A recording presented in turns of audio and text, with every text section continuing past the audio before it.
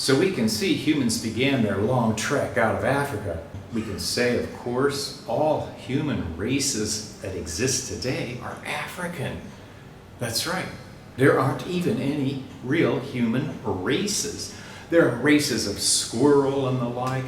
There are zebras and horses, but when they mate, they cannot produce offspring.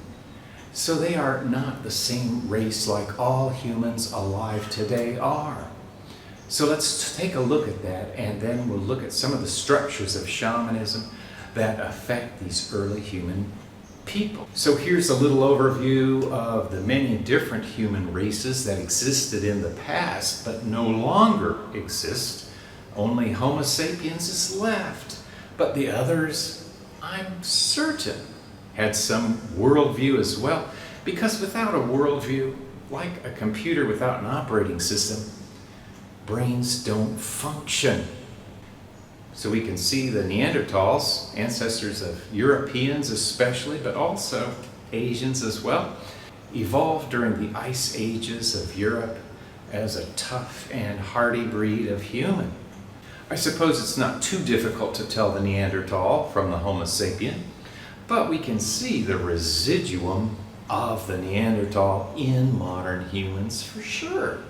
Asians were blessed with the further evolute from the Neanderthal of the Denisovan human race, which predominated in East Asia all the way through to the Philippines and the like.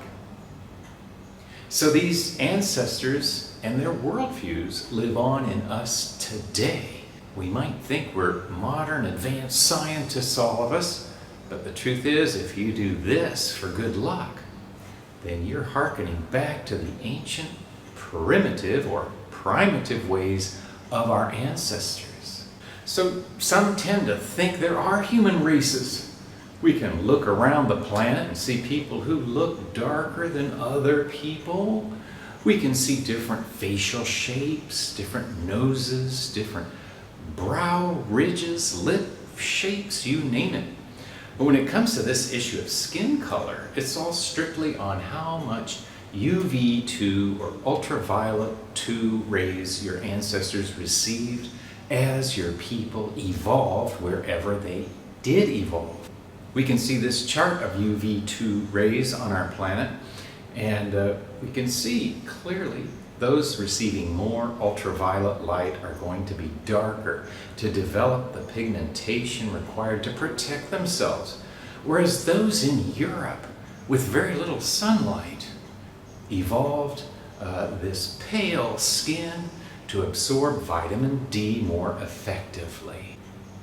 And same with pale eyes are meant for foggy weather, like this young lady here. We can see sunny people like this Cambodian woman evolved in a sunny climate. Likewise, this African evolved where UV2 rays are the most extreme.